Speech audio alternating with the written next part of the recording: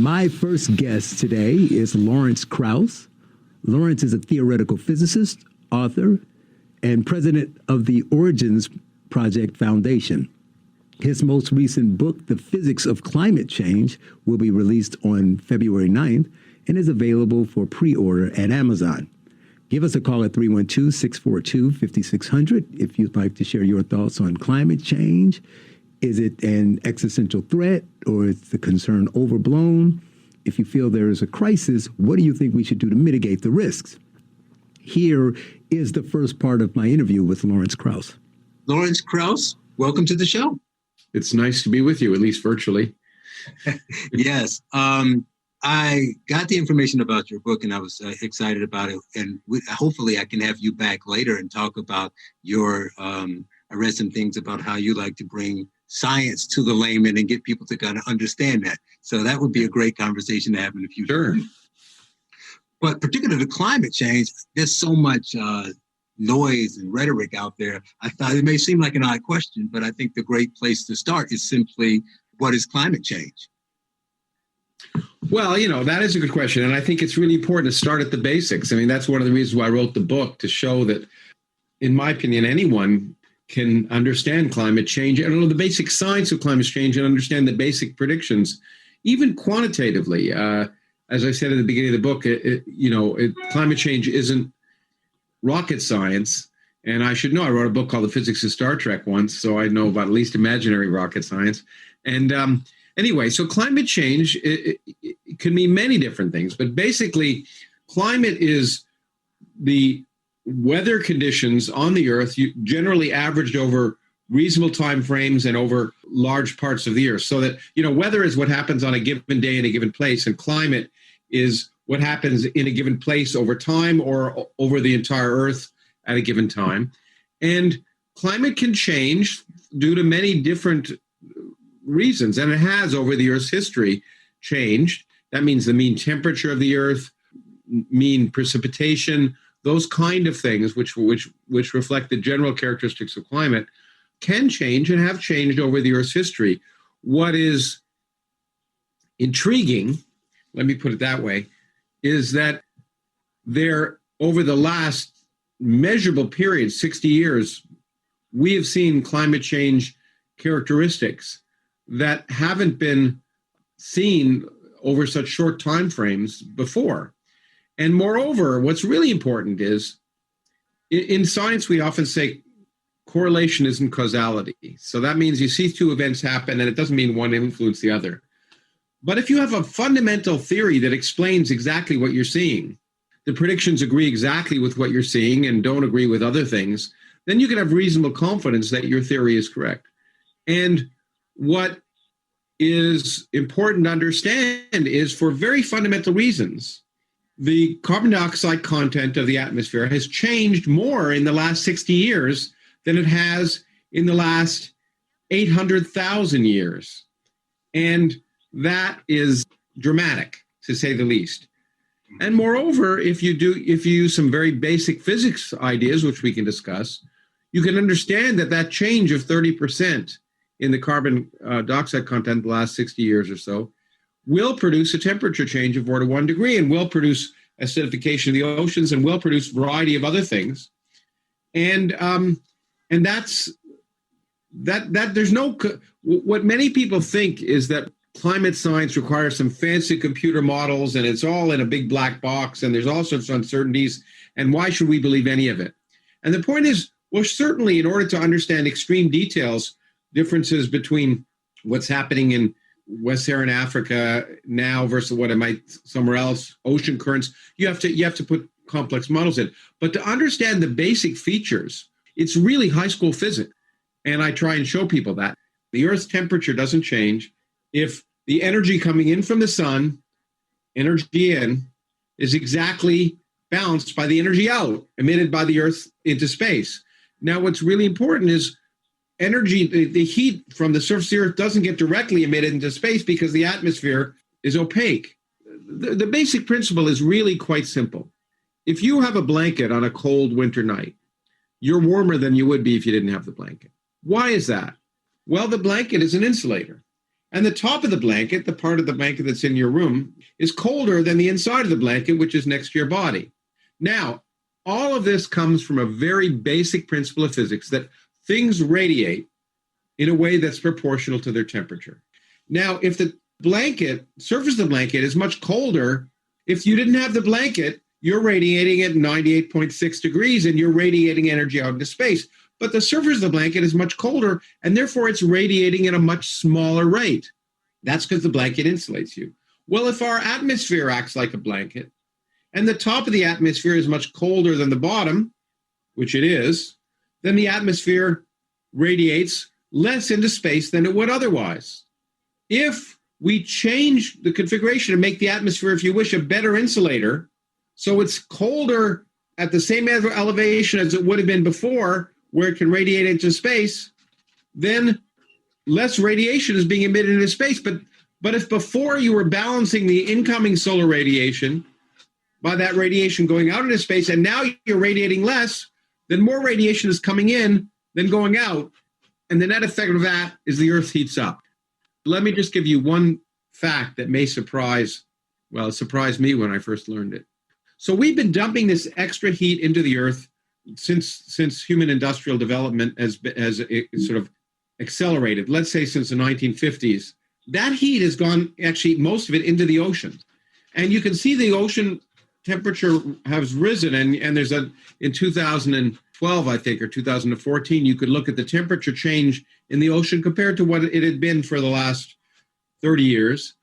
And the amount of heat, the extra temperature, was the equivalent of having basically exploded 3.6 billion Hiroshima-level atomic bombs in the ocean. That's how much extra heat has been dumped simply because of the fact that we're not emitting as much into space as we were before. So that kind of extra heat can't be ignored. And the amount of heat, the extra temperature, was the equivalent of having basically exploded 3.6 billion Hiroshima-level atomic bombs in the ocean. That's how much extra heat has been dumped simply because of the fact that we're not emitting as much into space as we were before. So that kind of extra heat can't be ignored. Anyway, that was a long answer to your question, but I guess you got me going. So that was what climate change is. We wanted to set a baseline. But my next question is, when did it start? Is it the 1980s, after World War II, the turn of the 20th century, Industrial Revolution? And here's his response. It's a really good question. And, I started early in the book, I talk about the first measurements of carbon dioxide in the atmosphere by Charles David Keeling, which were in the late 1950s. And so when he measured it at the time to be about 315 parts per million. It's now about 420 parts per million, by the way. But at the time, well, just based on that measurement, what is remarkable is that, so we have really good measurements every single day since that started in the 1950s to today. And every day you can go to the Scripps Institution webpage and look at what the carbon abundance is in the atmosphere if you're so inclined. Every single day it's measured. Before that, it wasn't measured by scientists. But what's amazing is we actually have a record, a time capsule of the carbon dioxide in the atmosphere by looking at ice cores in the Antarctic. And it's like a tree ring. You can measure the amount of snow every year, and you can count the number of tree rings. And what is amazing, and to some extent, I suppose terrifying at some level, is that when you look at this, you look at the carbon abundance, it's more or less flat over the last 2,000 years of human history. Starts to rise around the time of the Industrial Revolution, but its value for most of human history was, say, between 280 and 290 parts per million, and it crept up by 1956 or so to 315 parts per million. And between then and now, zoom, it's gone up to 420 parts per million. Similarly, with ice cores, we can go back 800,000 years, and we can see that the carbon dioxide abundance varied due to natural processes between about 180 and 275 parts per million. During that 800,000 years, it's never approached the level it's been in the last 60 years. And that's remarkable and pretty definitive evidence that something different has happened in the last 60 years compared to the last 800,000 years of Earth's history. Well, he gave us a lot of information there, and we're definitely going to discuss it. We're coming up close to the break, but I wanted to get those 2 points out there before we discuss it. So coming up, more with theoretical physicist Lawrence Krauss and our discussion of climate change. You're listening to The Charles Love Show on AM 560, The Answer. Kind of overdid it in Denver, and I just can't remember her name. Now, more of The Charles Love Show on AM 560, The Answer, with your host, Charles Love. Welcome back. We are discussing climate change with author and theoretical physicist Lawrence Krauss. Again, his new book is titled The Physics of Climate Change. Give us a call at 312-642-5600 if you want to discuss some of the points he made, because he gave us a lot of information in that first segment.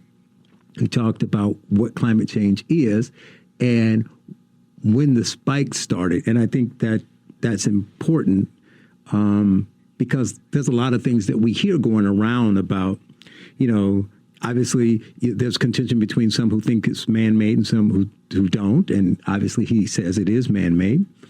But there's some other factors. Obviously, we had a short conversation. I would love to talk to him more or pick up the book and find out how much of that, when you say man-made, how much of that is fossil fuel? Because that's not the only thing that's man-made. People just instantly go to oil, coal, gas. But that's not the only thing that's man-made, right? You could say, he talked about 1950. You can say that the fact that from the time he said it really started to spike to now, we've doubled the population and the percentage of people who live in urban centers went up 66%. So part of that could be part of it. So maybe he's saying that some of that would have happened anyway. And as we go further, we'll get some more nuance in what he believes. But next, I ask him what the level of threat we're facing is with climate change. Well, and that's where one of the reasons why I wanted to write this book this way, in the sense that people hear all sorts of things from the world is over in 12 years to it's not having any effect and you don't have to worry about it. So what I try and take people through in the book is kind of like the Charles Dickens story, with Scrooge, the Christmas story, where you have, the future as it will be and the future as it might be. And the present and the past. We can't change the past. The present is what it is. The ghost of Christmas present is what it is. And that will have implications for the future. And then you have the ghost of Christmas future, which is the future as it might be. Now, what we can show is there's some things that are irrevocable. If we just stopped all industry today, there'd still be some impacts. Because first of all, the important thing to recognize is that carbon dioxide remains in the atmosphere for between 600 and 1,000 years. So that's written in stone. There's nothing we can do about that. Now, at the same time, we can also look at the heat we've dumped into the earth, into the oceans. And the oceans take a long time to equilibrate that heat. The oceans are most of the Earth's surface. And they take centuries to equilibrate the heat that's been dumped into them. So they still haven't, basically come to the temperature they're going to go to based on the heat we've already dumped in. Forget the future heat. So based on what we put in there, we're more or less guaranteed to have almost a 2-degree temperature rise. Now, that may not seem like a lot, okay? But we can also look, and you can show based on the heat we've already dumped in, if we stop today, or if we, level off soon, that the ocean level is going to rise, not because of melting glaciers and all the rest, just because hot water expands. And we can show that there'll be about, 0.3 to 0.5, up to half a meter of sea level rise by 2100, just due to what we've already put in. Now, half a meter may not sound like a lot, and it's not going to destroy the world. But if you also look at the fact that the additional heat is, in fact, causing glaciers and ice sheets in Greenland and Antarctica to melt, we can estimate that the minimum sea level rise that will happen over this century is close to a meter, between 2/3 of a meter and a meter. That's the minimum. There could be lots of effects that could make it a lot worse. Now, if you look around the world, especially because there have been new measurements, as I talk about, on the actual elevation of places, up to 500 to 600 million people live in areas that will be below sea level during high tide at the end of the century. Once again, that's not going to destroy the world, but it's going to cause problems. Now, this is under the assumption we basically get things under control. If we don't, then the problems will get worse. They won't get worse today or tomorrow. They get worse over a century or 2 centuries. So that's the minimal thing. The minimal effect that's going to happen is the sea level is going to rise somewhere between 2/3 and 1 meter around Earth. And that's probably going to produce many of the problems for people. But the other thing that's going to happen is, especially in equatorial regions, which are in some ways the canaries in the coal mine, they're in some ways the first regions that directly have been shown to experience climate change.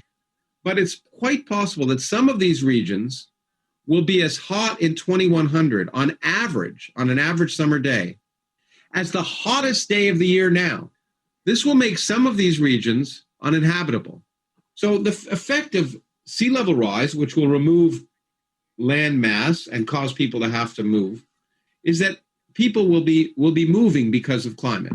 Now, will that move be catastrophic? Will that move cause wars? Will the move cause massive immigration? Those are political questions. But what we can do is we can say, based on the concerns about what might happen, 2 things. First of all, are we willing to risk a worse situation? Or is it worth doing something about it? But also we can say, and this is the positive side, it's not just doom and gloom. We know this is happening. We as a civilization can begin to at least ameliorate some of the effects. You know, after all, Holland is meters below sea level in much of it, but it's doing fine because of dikes. But is Bangladesh going to be able to do dikes? One of the things that caused my book to happen is I was leading a group of people through the Mekong River Delta in Vietnam, which is, as I point out, the perfect storm of climate change. Almost all of Vietnam is less than 1 meter. South Vietnam is less than 1 meter above sea level. And it depends crucially on the Mekong River, which fights off the high tides of the sea to keep all of that rice-producing plain, which is the most fertile rice-producing region in the world. It stops it from becoming salty and brackish because the river flow, keeps away the sea. But with sea level rise, that could change. Are the people of South Vietnam, many of whom are going to be underwater unless we build massive dikes, are they going to be able to deal with that? Are we going to be more freshwater fish is fished out of the Mekong River than all of the rivers in the United States? There's more free species of freshwater river fish in that river. And so we've got to ask, can we address these things? Can we bring people? Unfortunately, what's going to happen is the people who are most poor around the world will be the least able to deal with this. So one of the ways we can try and address climate change is helping getting rid of poverty now. Well, hold on. I was going to get to, we're going to get to solutions, but we got one more step before we get to the solutions. Okay. But now you've established, you told me what it is. My listeners are ready. They got the pen. And let me just point out, there are other possibilities that are much worse. Given measured uncertainties in the Greenland ice sheet is disappearing, and it's disappeared over history in the past. And generally, it will take, let me point out, not 100 years, but 1,000 or 2,000 years to disappear, depending upon temperature once it becomes destabilized. And that's where we can, once again, by keeping temperatures low, we can get rid of that uncertain risk. But if the Greenland ice sheet goes, then sea level rises by not 1 meter, but 7 meters. 7 meters gets rid of most coastal cities on Earth. You see, this is why this is an important conversation to have, and have them in these ways. He is obviously saying that climate change is man-made, and it is a serious problem.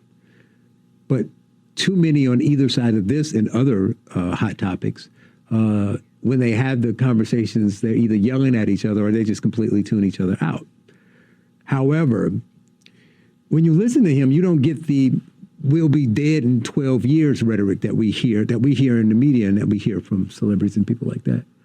And he said a lot, but some of the key takeaways from his points were that there are things that we cannot change.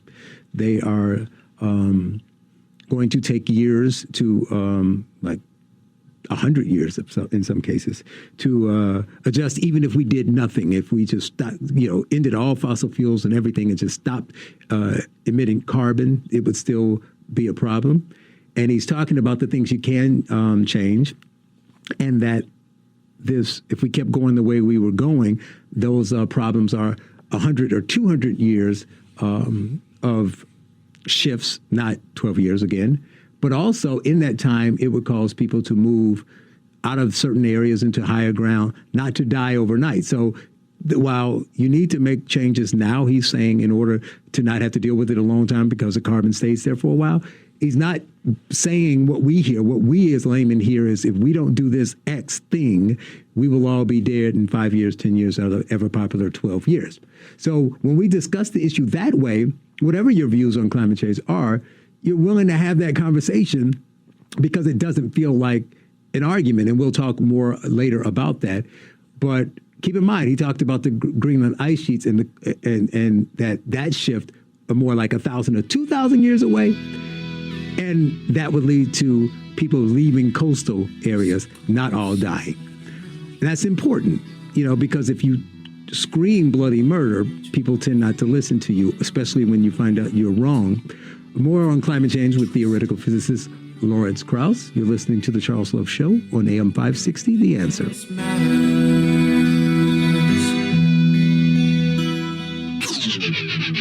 Now, more of The Charles Love Show on AM 560, The Answer, with your host, Charles Love.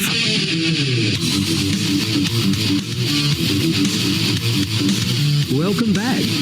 We are discussing climate change with author and theoretical physicist Lawrence Krauss. His new book, The Physics of Climate Change, will be released on February 9th. And when we left, he was discussing the potential dangers of climate change, both what the most likely scenario is and what, some more catastrophic scenarios would look like. And if correct, it's not good, and it does, make you think that something needs to be done. But that brings me to the piece about what we hear. I think I touched on it briefly before, and that is whether it's people lying because they found a way to make money off of it, or people who just so afraid they figure if we can scare you into acting, we will do that, or whatever the reasoning is. We know that what we hear about climate change is almost like, the gun people who wait for something bad to happen. So, there's a mass shooting and they're like, yes, a lot of people got killed. I can go out and say, don't use guns. Now, they may be right or wrong about, we need to limit the amount of guns, but it's the taking advantage of scenarios. That's the problem. And here it's the same thing. There's a tornado, there's a hurricane, there's a typhoon, and they're like, yes, see, we need to get rid of all the cell phones and all the fossil fuel and kill a few people tomorrow. And so I asked him about messaging and what do we do about the bad messaging and how is that hurting the climate change cause? And here's his response. So I think the only way to cut through all the noise is to actually explain it. So you don't turn to just one source. What you do is you look at a broad spectrum. You don't just look at the sources that agree with you. You look at, and you try and understand if when something disagrees, you try and check it. You try and check it against things or against other claims. So you broadly need to look at the internet in a very skeptical way. If they're wrong, you don't attack them if they don't care about people dying or going underwater. You explain why they're wrong. You say, and exactly. And, part of being wrong, being a scientist, you learn to love being wrong, because being wrong means there's the opportunity to learn something. And so you're right. You don't beat someone in the head and say they're stupid because they're wrong. And on the whole, just telling someone they're wrong doesn't do it. People have to discover it for themselves. For example, one of the big myths about climate change that, say climate change deniers use is, look, carbon dioxide is only 4 parts in 10,000 of the atmosphere.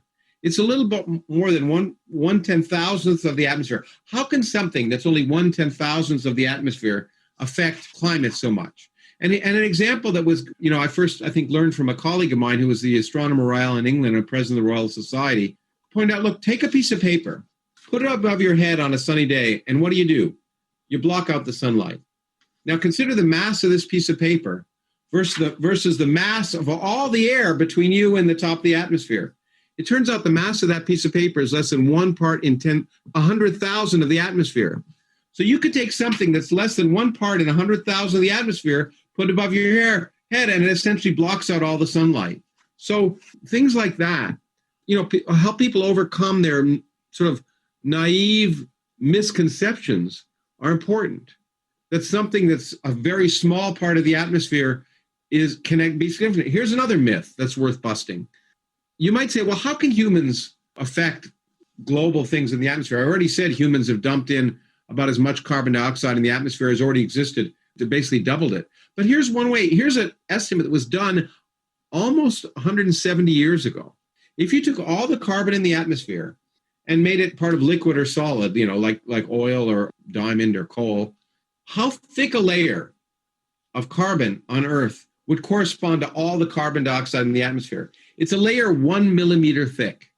And if you think about what humans have been doing in terms of drilling deep in the earth and using fossil fuels over the last 100 years, and what plants do, and what it's clear that we can affect, we've been able to change things by more than a millimeter depth thickness around the earth in terms of carbon. So it's not surprising that humans and human life and life on Earth has been able to affect carbon dioxide at a level that's in the atmosphere. So all of that carbon dioxide, 1 millimeter thick, those are the kind of things I think that if people internalize, they'll recognize that there is at least a potential problem. And so, as I say, I think one of the ways around this denialism and one of the ways to begin to get people to address this problem is to educate them with simple arguments that anyone can understand. And, obviously, not everyone's going to read my book, but that information is out there too.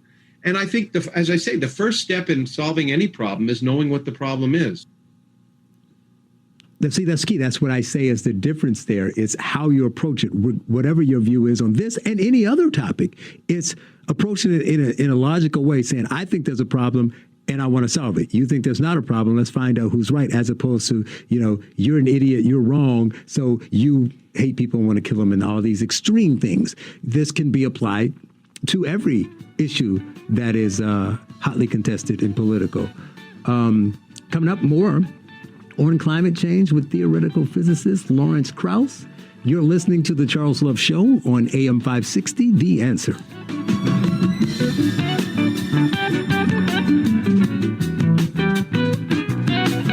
The Charles Love Show continues on AM 560, The Answer.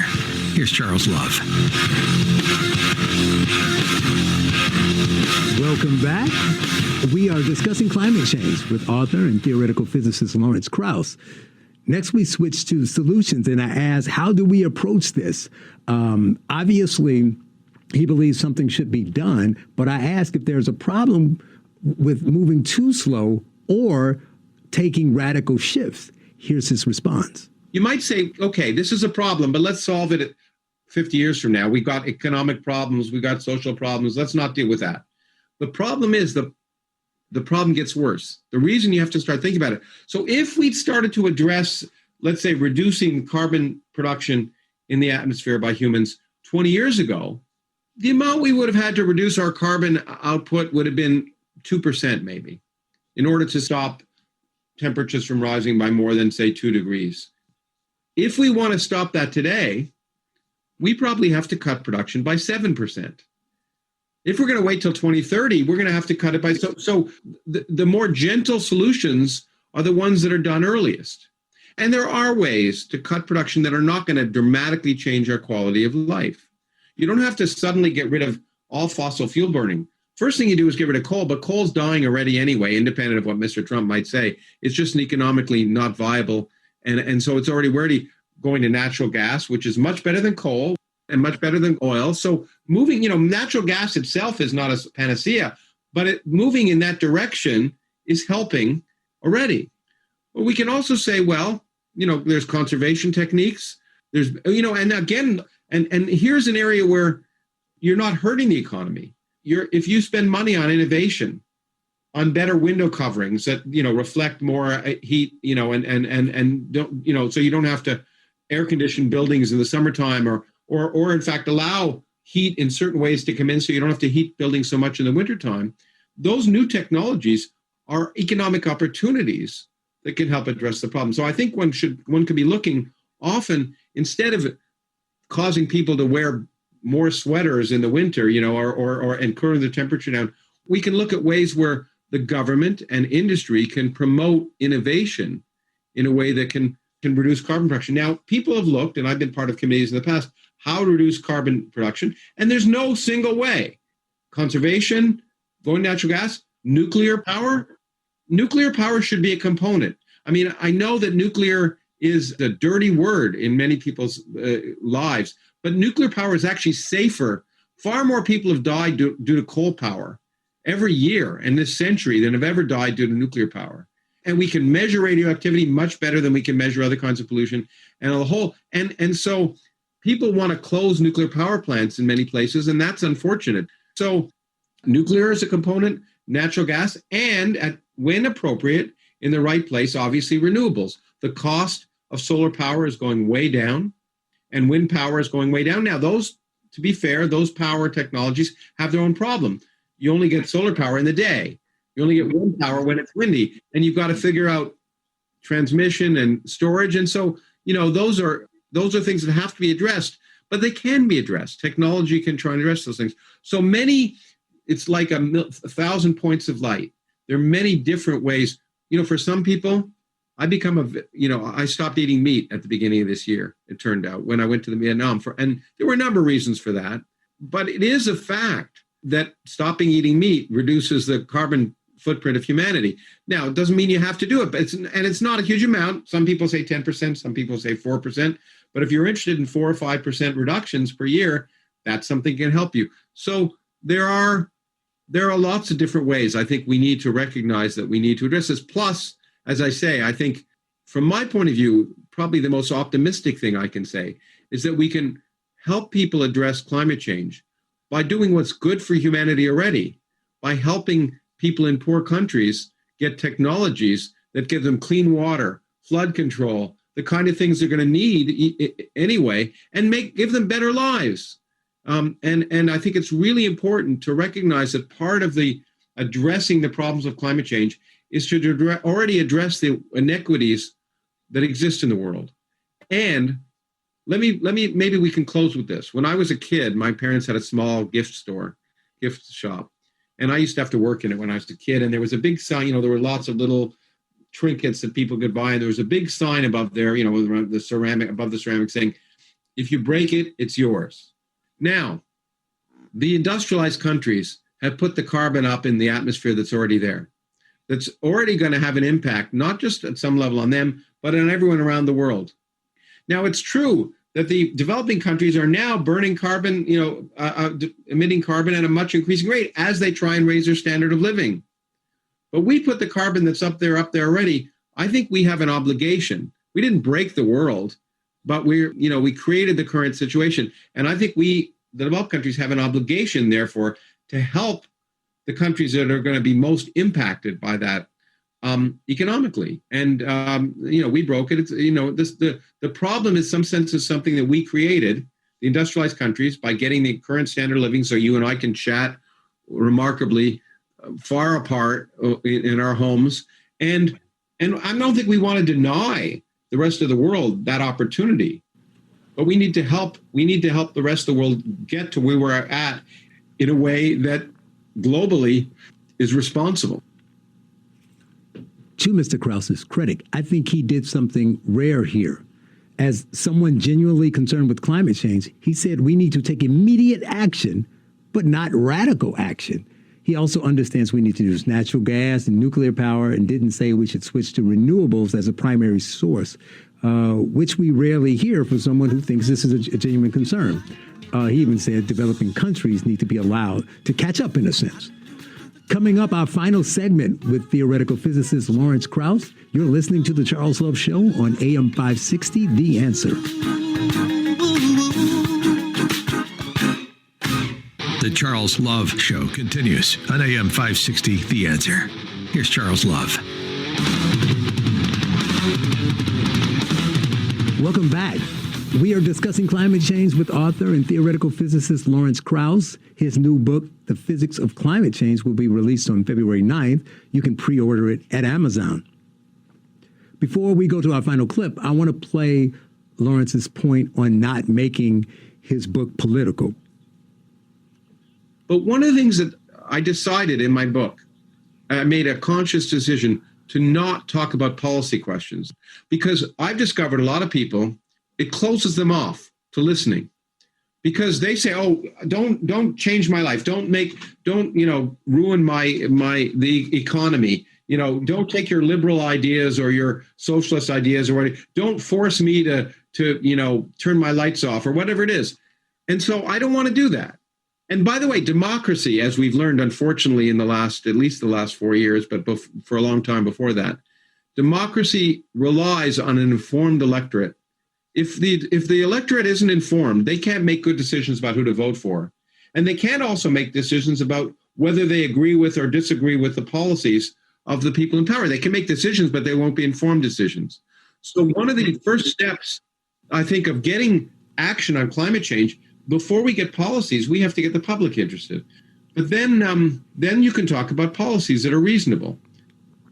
Since we're talking about policies and solutions, I end by asking him about government versus the private sector and who is going to drive that innovation. And I think it's really important to realize we need that partnership, that government, that industry alone can't do it, because the government, you can show, by the way, that 50% of our current global national product, okay, the GNP, is due to investments in curiosity-driven research 50 years ago. And it's like, think of diseases. People didn't get penicillin because they were, someone said, let's cure, these problems. It was an accident. Curiosity-driven research, R&D, is vitally important to support. And right now, we have to recognize that the place that is supported is by government. So government can support research at a very basic level that will later on blossom and be used and developed by private industry that will then bring it to fruition and make it happen. And it's that combination. Neither one can do it alone. And getting back to your other point, which I think was important, there are lots of little baby steps you can do. And part of the problem of climate change is people look at it and say, holy mackerel, the problem is so big, I just can't do anything about it. I'm going to bury my head in the sand. And the point is, we can all begin to do something about it. And when we talk about the way I speak about it, I think it's important to realize that I'm a physicist. I'm a theoretical physicist. I'm not a climate scientist. And people might say, well, why should you write a book on climate science? The answer is, if I can't understand it, then you can't understand it. Okay? And if I can't explain it, then who can? And so I think it's really important that people like me who are not immersed in all of the necessarily technological jargon can speak to people. And eventually, one of my hopes is that people who read this book can speak to other people so that they can use this book as a tool to help educate their neighbors. Because once again, the only way that's going to happen is if we ultimately all work together to inform each other. He is Lawrence Krauss, a theoretical physicist and the author of the upcoming book, The Physics of Climate Change. Thank you for your time. Thank you. It was a pleasure.